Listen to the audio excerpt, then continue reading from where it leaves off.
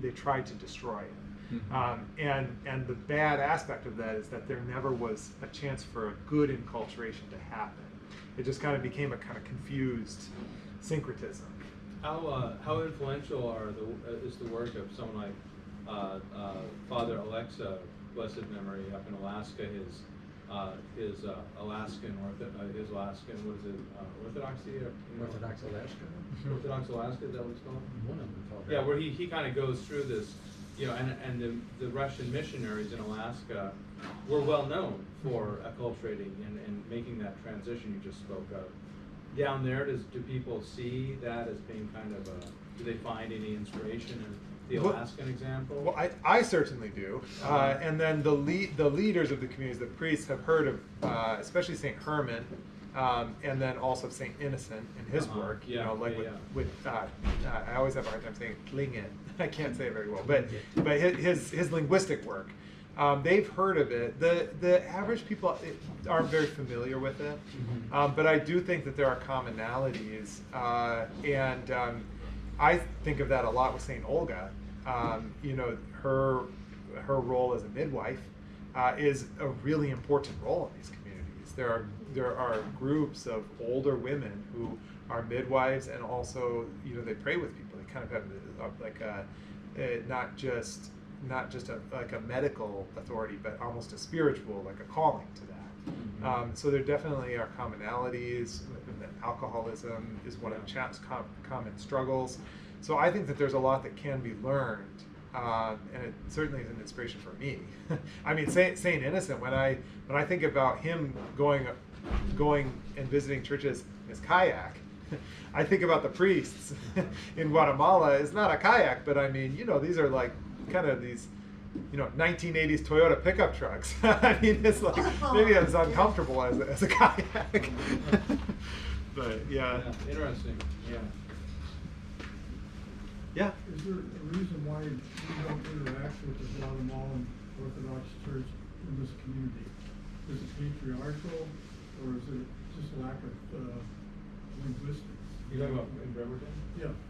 Could you read? I didn't hear the first part of the question. Is there a reason? That we don't interact with them. Is it a patriarchal clash or whatever? Lack of getting together with our... Well, when you say we don't interact with them, do you mean? They don't come up. Well, they've come up here one time. So is there a reason why they don't take the initiative to be more involved? Is what you mean? So I think that probably a lot of this is cultural. There's some other challenges now. With some of the issues with immigration, deportations. That's another factor. But I think that the main reason is cultural. These are communities that have a very strong shared cultural identity. They are not just Guatemalan, but that community and most of the ones in the United States are from a specific place in Guatemala named Todos Santos. They speak their own language. They have their own way of dressing.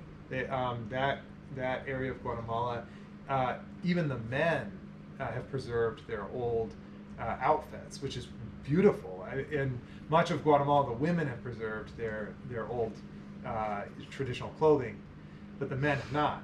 However, these people come from an area where even the men wear their own clothing, and they like to get together and they wear their clothing.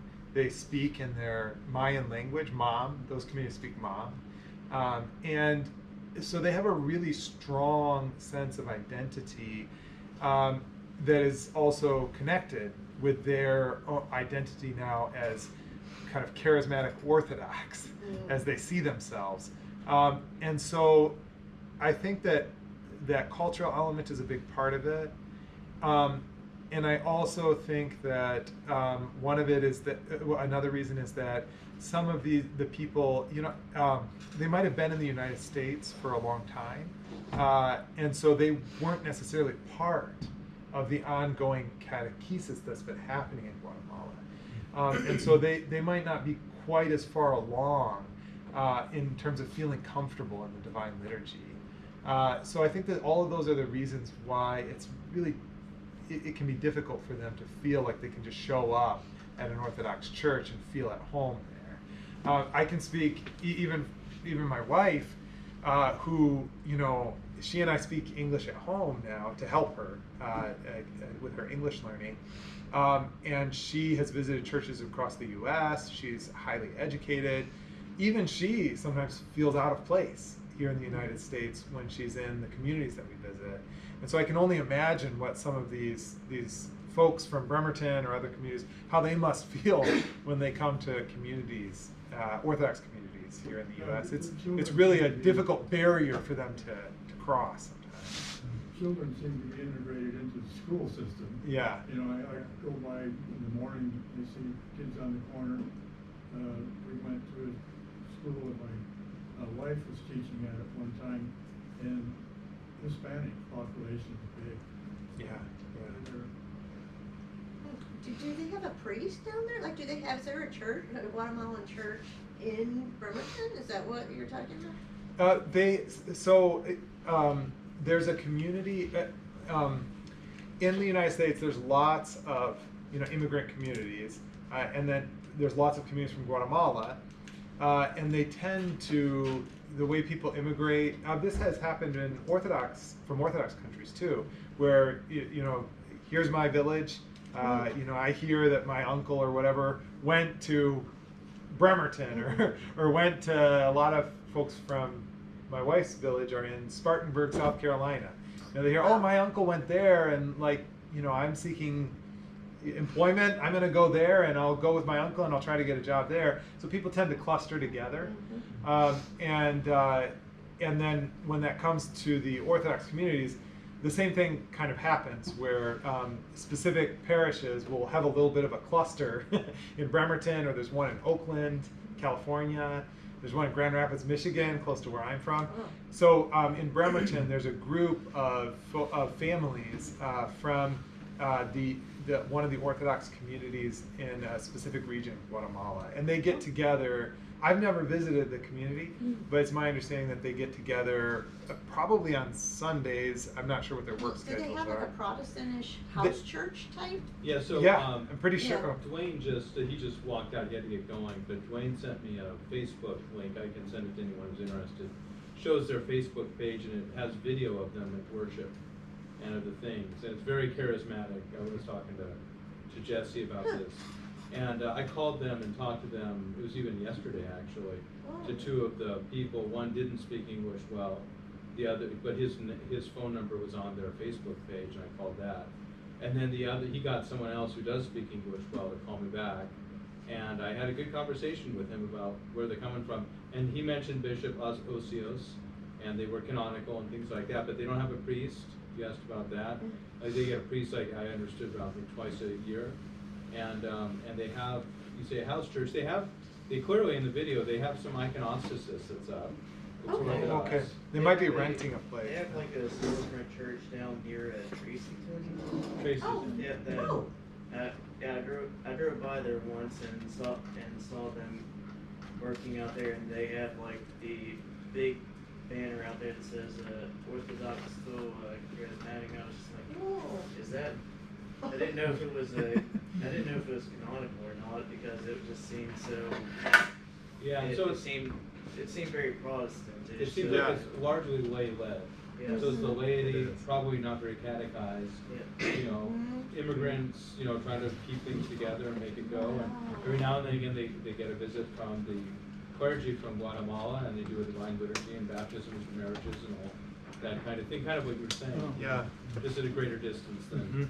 It takes a long time for these communities to slowly have a bridge with the local Orthodox parishes, and some efforts have been successful in Oakland, California, but that's a much bigger community, and they've received more visits from Bishop Osios, so they know a little bit more about Orthodoxy, and now they've even received a bishop. In Oakland, California, they've even received a visit from Metropolitan Hieronymus of San Francisco, and so there's a bridge there, but it takes many years and a lot of kind of in-depth talks from Bishop Osios to help people kind of get up to speed on what it means to be a part of the Orthodox Church. So I mean, like, is it possible, like if you wanted and worked it out, you could go down there and do a liturgy for them, or is?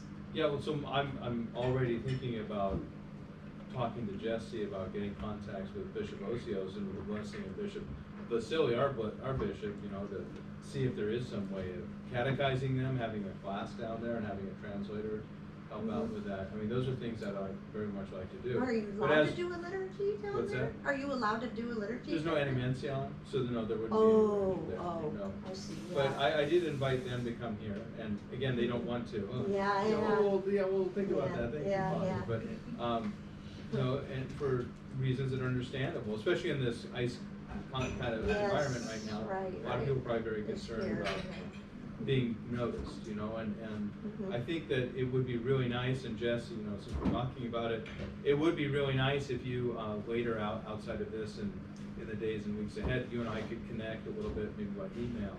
If there's anything I can do or our parish can do to reach out, provide some sort of a bridge, you know, with their consent and Bishop Osios' blessing, as well as our own bishop's blessing, that would be wonderful to be able to Yeah. do whatever we can. Yeah, I for think them. that the best, Father, I think, I mean, we could talk more about it, but I think that the best step would be whenever Bishop Osius does make another visit, would be to connect directly with Yeah, him. that's a good idea. And then get to know him in person, and then perhaps he could facilitate then like a face-to-face meeting with the people. That's a good idea, Yeah, yeah. it would work really well if it was done in that way, I think. They have some sort of leader. They have speaking of their leader, you know, we have a leader and we have to talk to him before we Oh, yeah. come up there. So I don't know what exactly the structure of authority is there, but yeah, if Bishop Osios comes up, I'd really like to learn about that. Yeah, Yeah, absolutely. yeah.